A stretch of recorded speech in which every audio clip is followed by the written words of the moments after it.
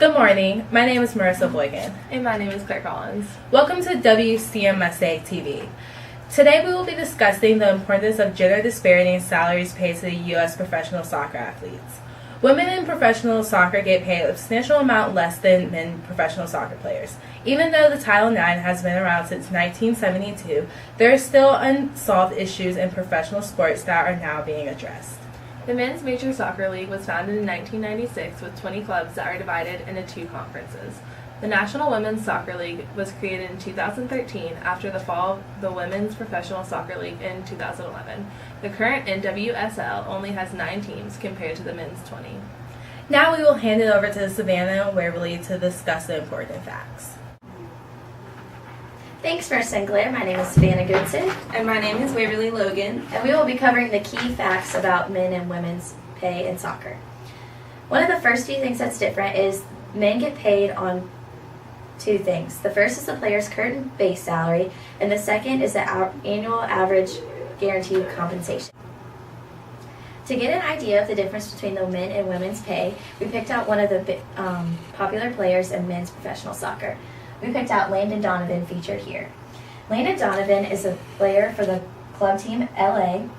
He gets a base salary of $4.2 million, and he gets a compensation salary of $4.5 million. In 2007, the MLS changed its player rules to allow teams to sign designated players or players who could be paid outside of a team's salary cap, which is not allowed in the Women's League. The league's 9 top earners collect more than $23 million each year in combined base salary, which is around 40% of the amount of monies MLS 19 teams can collectively count. And now I'm going to send it off to Waverly to talk about women's pay. Thanks, Savannah. In aggregate, First Division women's soccer players are making 98.6% less than professional soccer male cohorts. MLS salaries are 28% higher than the United States women's team. Hope Solo and her teammates, those on the United States women's team, earn an average salary of $25,000, with some only making a reported $200 per game. In U.S. professional soccer, we find that the men's team coach, Jurgen Klinsmann, makes $2.5 million per year, while his counterpart for the women's team, Tom Sermani, makes approximately $200,000.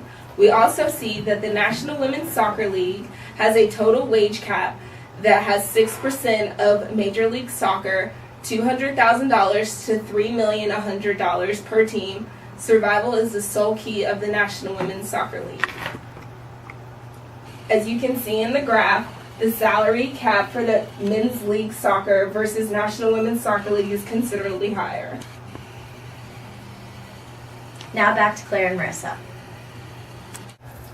Thanks, Waverly and Savannah, for those awesome eye-opening facts.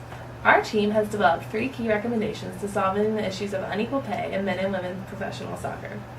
The first recommendations we have created is to make a minimum payment requirement for women's soccer athletes and have the NWSL implement this requirement. This should lower the disparity because men are already being paid so much more than women. If we can make the minimum salary for women higher, then it will hopefully start to close the gap between the men and women's salaries. Our second recommendation is to find organizations if they are contributing to the disparity.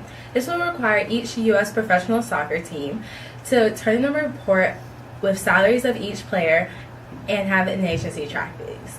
This will aid women's professional soccer athletes into be paid a more fair amount. Teams will also become aware of the unequal pay. The final recommendation our team has made is to advertise to get more spectators at the women's soccer games. We will be doing promotions at halftime with kids on rec league teams to increase the amount of spectators that come to the games. This will also generate more income around U.S. professional women's soccer, leading to more money being able to be put towards the salaries.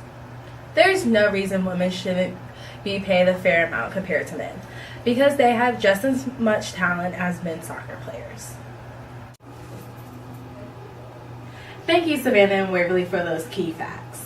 We hope this segment was really informative and that you are now aware of the gender disparity in salaries between men and women in professional soccer.